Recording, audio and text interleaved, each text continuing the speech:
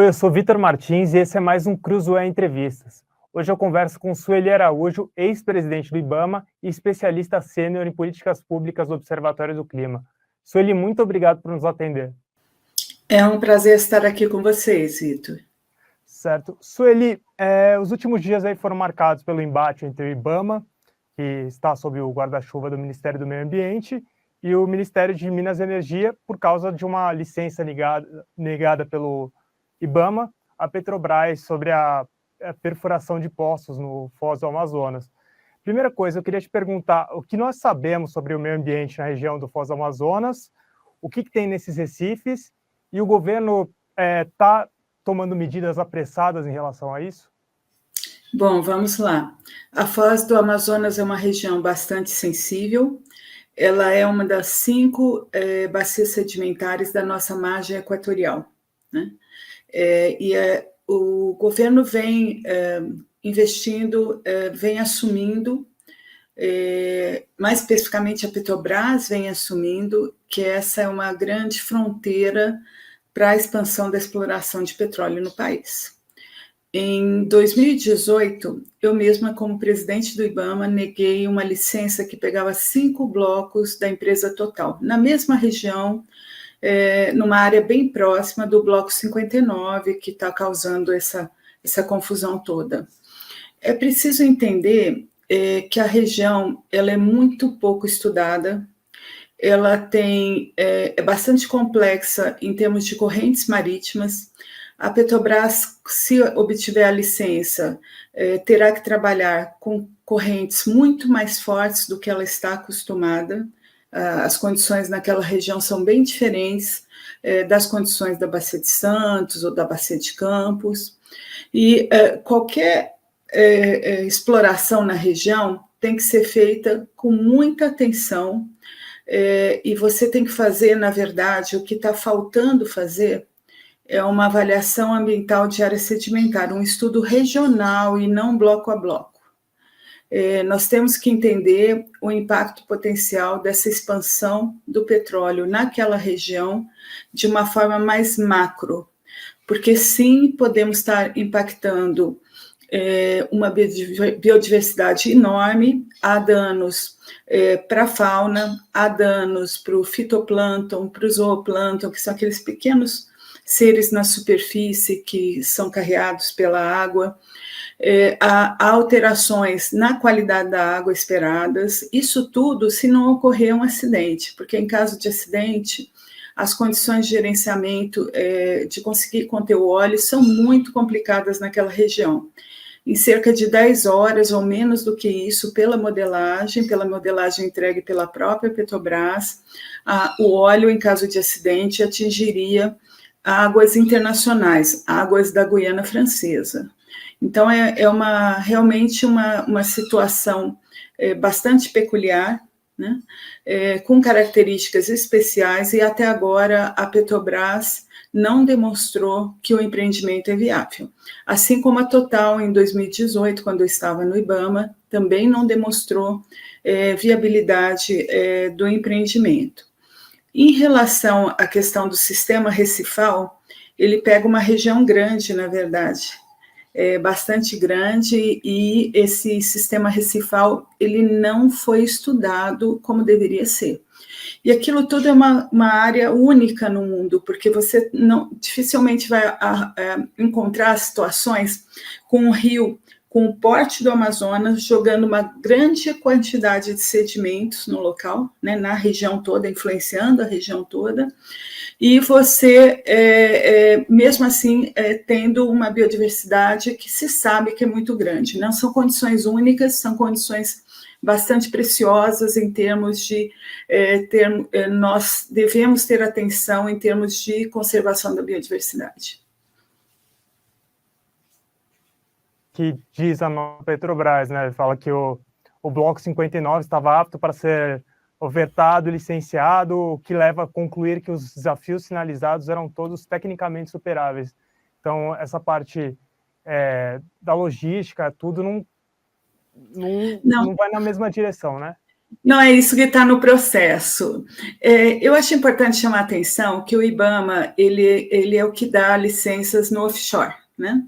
Então, nós temos assim perfurados mais de 2.000 locais na nossa costa toda, e tudo isso foi licença IBAMA, né? Não produzindo é menos, porque, na verdade, só uma pequena parte do que é perfurado é encontrado óleo em quantidade suficiente para futura produção. Então, o IBAMA já dá licenças para Petrobras e outras petroleiras o tempo todo. Então, de vez em quando, o IBAMA tem situações em que ele não pode conceder. A questão da logística, em caso de acidentes, é sempre um problema complicado na Foz do Amazonas. Nós estaríamos explorando petróleo longe do apoio, na verdade, e o apoio que você consegue manter assim, sistematicamente ao longo, perto da exploração, ele não vai dar conta de gerenciamento de acidentes. É isso que tem sido demonstrado no processo. O porto que faria o atendimento de eventuais acidentes está a 800 quilômetros, é o Porto de Belém, né? Então, é bastante complicado liberar a exploração de petróleo naquela área específica. E é isso que vem demonstrando as análises do IBAMA, não só nesse processo, como nos outros processos também. O ideal mesmo seria realizar a avaliação ambiental de área sedimentar, suspender esses licenciamentos todos, né? Os outros licenciamentos, porque o da 59 foi rejeitado, a menos que a Petrobras consiga alguma coisa no pedido de reconsideração para o presidente do IBAMA, que eu acho muito pouco provável.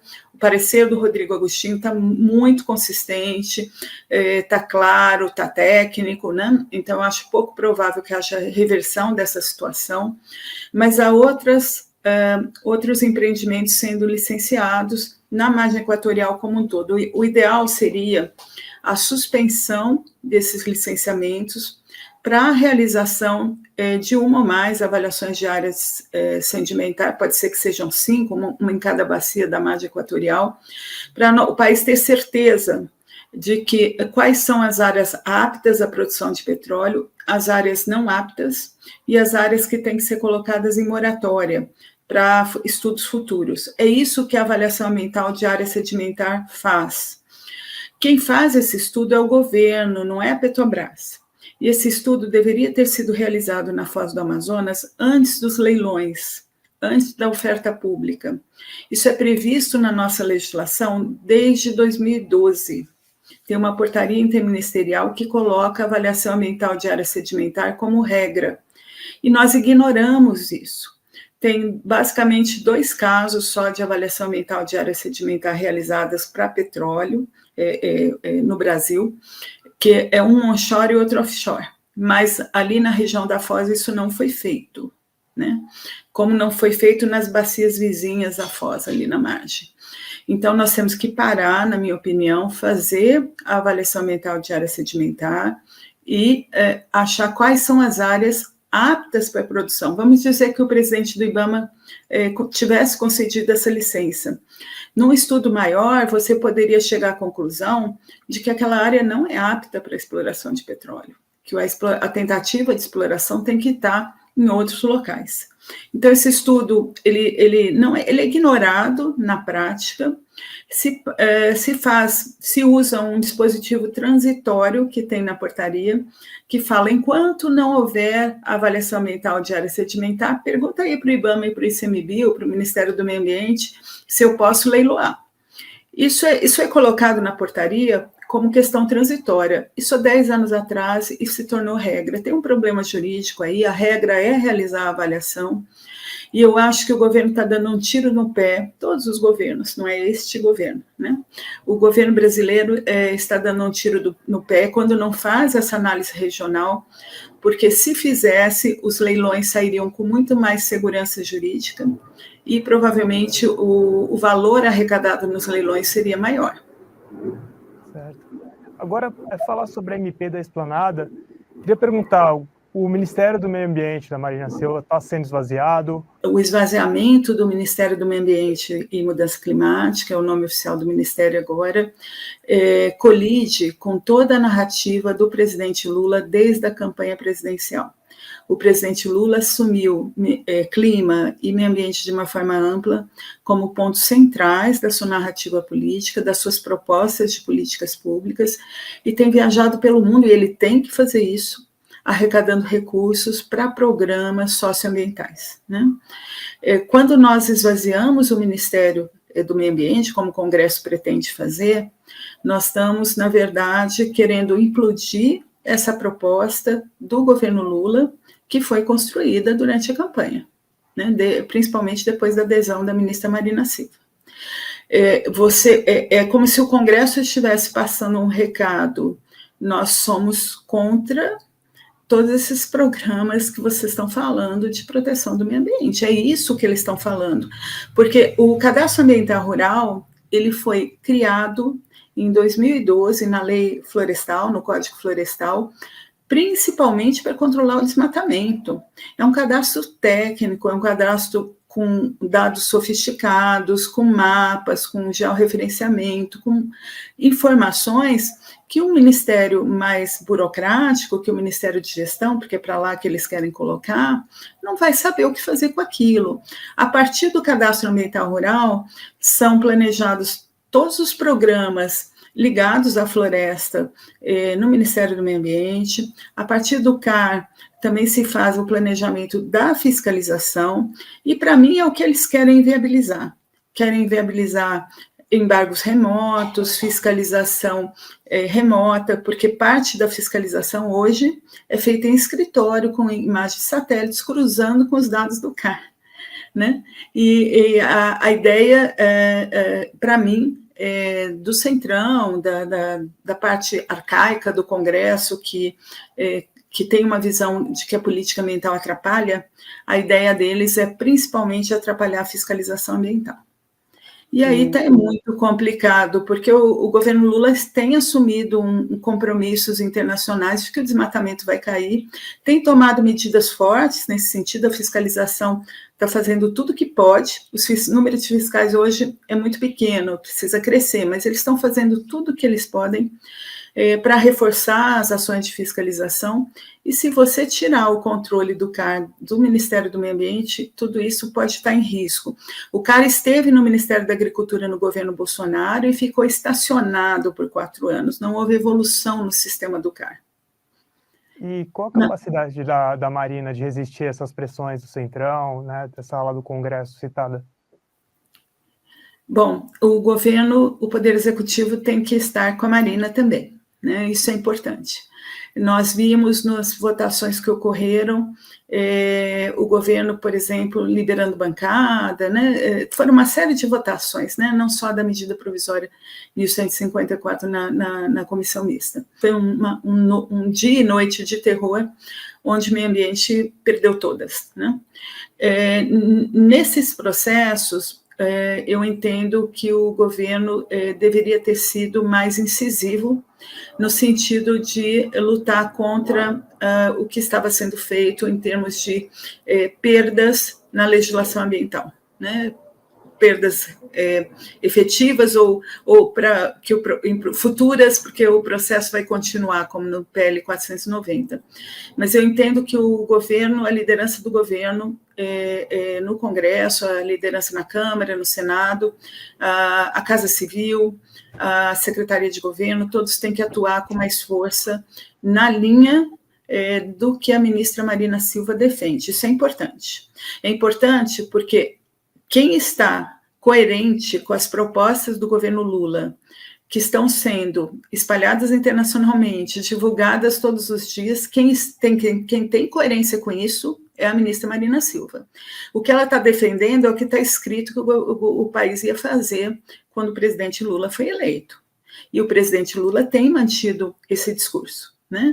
Então, cabe ao governo essa coerência com essas propostas que colocam o meio ambiente no centro do governo, isso, a gente tem que demandar isso, isso é dever da sociedade civil, é dever dos cidadãos. O presidente Lula foi eleito prometendo fazer tudo isso, né? Nós não podemos, o governo tem problemas de base no Congresso, isso é evidente, né? Acho que qualquer um que acompanha o Congresso sabe disso. Nós precisamos garantir governabilidade. O governo, por exemplo, precisou votar lá o arcabouço fiscal. Não vou nem entrar em críticas ao arcabouço fiscal, porque não é o tema, mas o governo precisa de conseguir vitórias no Congresso, mas para isso ele não pode vender a pauta ambiental, ele não pode ou ser omisso ou liberar, né? Eu entendo que pela centralidade de meio ambiente nas propostas do governo Lula, o governo tem que ser ativo e sim se movimentar dentro do Congresso para a garantia de que não haja retrocessos na política ambiental, na política climática. O meio ambiente está em mais de 20 ministérios do governo Lula como tarefas, e a centralidade é muito clara. Não dá para colocar tudo isso como na organização, assim, nas tarefas de cada um dos órgãos governamentais e depois deixar a legislação ser flexibilizada. Quer dizer, nós não podemos ter derrotas no governo Lula sobre esse tema, é inadmissível. E na sua avaliação, o Brasil precisa aumentar a exploração de petróleo? O Lula tem falado em investir em refinarias, faz sentido isso? Bom, e eu queria, é importante até essa pergunta, porque nós temos que separar os debates, né? Uma coisa é uma negação de licença do IBAMA, que faz isso, o IBAMA dá muito mais licença do que rejeita. E a análise é absolutamente técnica. O IBAMA não está falando que é contra petróleo, ele não tem esse poder. A discussão de política energética é uma discussão dos ministérios, do presidente, da população, né? O processo do IBAMA é um processo normal, técnico, que ocorre todo dia, e quando eu neguei os 5 blocos da Total, a reação negativa durou 2 ou 3 dias só. Agora fizeram um terremoto político por causa de uma negativa do IBAMA, sendo que ele dá mais de 1.000 e tantas licenças de perfuração na costa toda. Então, não faz sentido politizar a licença do Bloco 59, esse é o primeiro ponto. Agora, indo para a política energética, e aí esquecendo o IBAMA, né? Nós estamos em plena crise climática, nós temos que caminhar para a descarbonização e não para a carbonização. O Brasil tem condições de se tornar uma liderança mundial em termos de caminhar para uma situação de país carbono negativo. O Observatório do Clima defende que o Brasil consegue se tornar carbono negativo até 2045.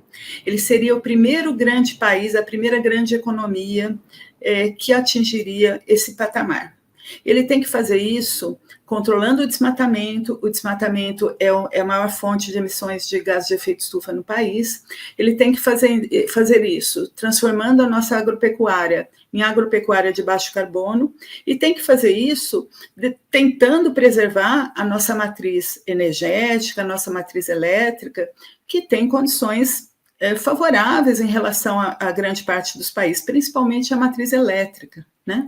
Nossa eletricidade é gerada preponderantemente por energia renovável, e nós não podemos piorar isso, né? Em termos de matriz energética, e aí pegando a questão do transporte rodoviário, que aí sim tem bastante emissões, nós temos que priorizar a descarbonização.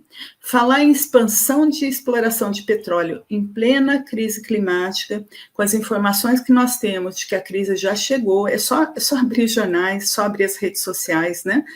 Um dia chove demais, em outra parte do mundo está com seca, outra é calor intenso, outra é frio intenso, mas o mundo está aquecendo na média, numa velocidade que nunca ocorreu. E o painel intergovernamental da ONU sobre mudança do clima diz que nós temos que dar um jeito nisso agora. A crise já está posta, né? Nós temos, nesse cenário, nós temos que caminhar para medidas fortes na linha de descarbonização. A Petrobras tem que se tornar uma empresa de energia e não apenas uma petroleira. Sempre vai haver um nível de exploração de petróleo, mas ele tem que ser mantido no mínimo possível. O mundo, por questões de sobrevivência, tem que achar outras alternativas. E o Brasil tem essas alternativas, né? O Brasil tem um potencial enorme e já usa na questão da eólica. Existem alguns problemas sociais que têm sido debatidos nos empreendimentos eólicos, mas eles podem ser resolvidos. Todos os empreendimentos na área de energia têm que ser feitos cuidando da questão da justiça social, né, da interferência com as comunidades. Mas nós temos um potencial enorme em eólica, em solar, em outras fontes renováveis, e nós temos que priorizar tudo isso. E ser um país que lidera tudo isso. E a Petrobras tem uma importância grande, pode exercer uma liderança no sentido de estabelecer um cronograma na linha da descarbonização. E aí o pessoal pergunta, né? Não, mas esse petróleo é para exportar. Sim, mas o petróleo para exportar vai ser queimado em algum país, né? E nós não estamos em condições no mundo de fazer isso. Houve assim, colocações na imprensa, em eventos também, na linha de que o Brasil quer ser o último grande vendedor de petróleo no mundo, porque a tendência é o preço do petróleo cair, né, depois de 2030.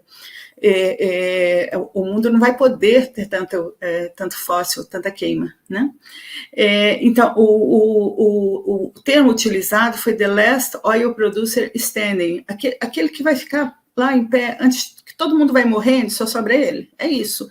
É inadmissível que isso seja o modelo de alavancagem econômica que o país vai adotar. O nosso futuro não pode estar no petróleo. O nosso futuro ele tem que estar na proteção dos nossos recursos naturais, na geração de renda com a floresta em pé. Nós temos condições de fazer isso.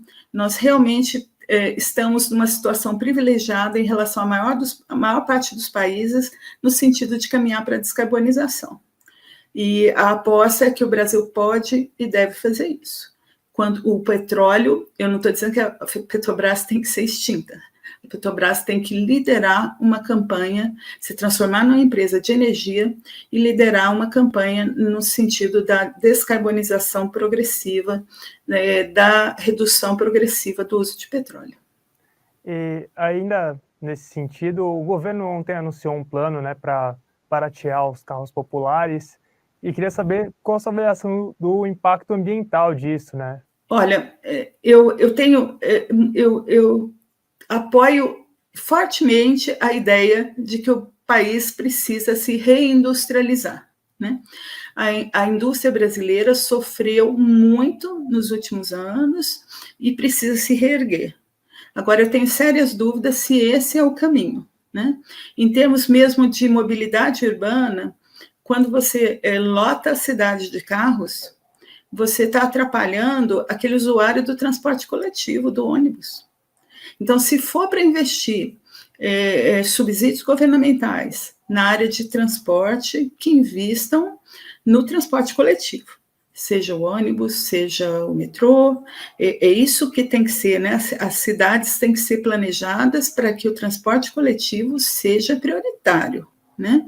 Então, eu assim, entendo o que fomenta esse tipo de proposta, mas não tem como concordar. A prioridade não pode ser o transporte individual. O modelo adotado nos países desenvolvidos é justamente priorizar o transporte coletivo, né? Isso, é esse o caminho. Já que o governo vai subsidiar, que subsidie aquilo que realmente é importante.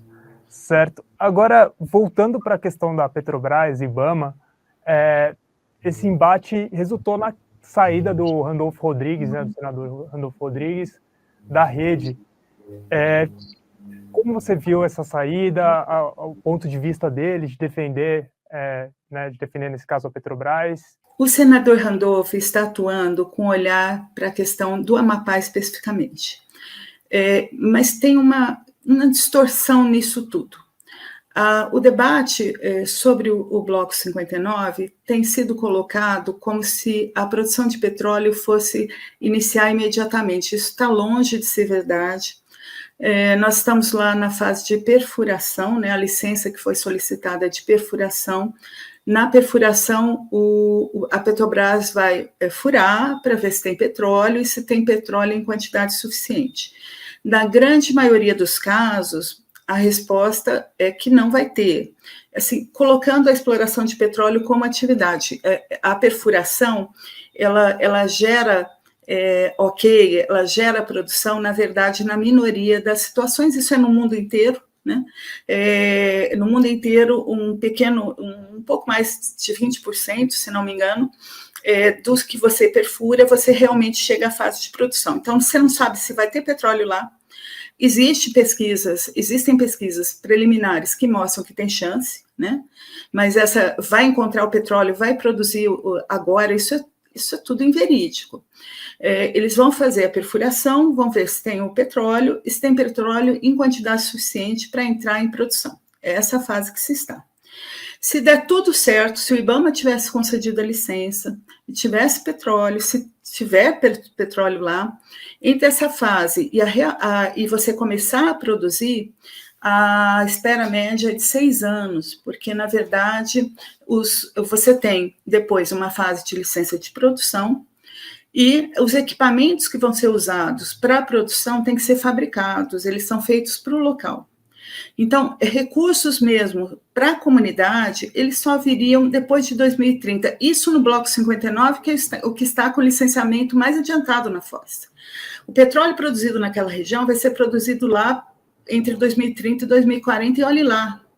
E aí o questionamento, assim, se vende para a população uma expectativa de receita, de ganho, de renda que é inverídica. Isso em si só é um grande impacto social desse processo todo. Você teria que deixar claro tudo isso. E quando você vê as colocações, né, do presidente da Petrobras, do ministro das Minas e Energia, dá a sensação como se os recursos para a comunidade do Amapá, para o Pará, fossem brotar no dia seguinte da licença de perfuração. Isso é muito ruim, é preciso esclarecer o que realmente está sendo licenciado. Certo. Bom, muito obrigado. Conversei aqui com a Sueli Araújo, que é ex-presidente do IBAMA, especialista sênior em políticas públicas do Observatório do Clima. Agradeço pela sua participação aqui na Cruzoé e um bom fim de semana. Eu que agradeço, Vitor.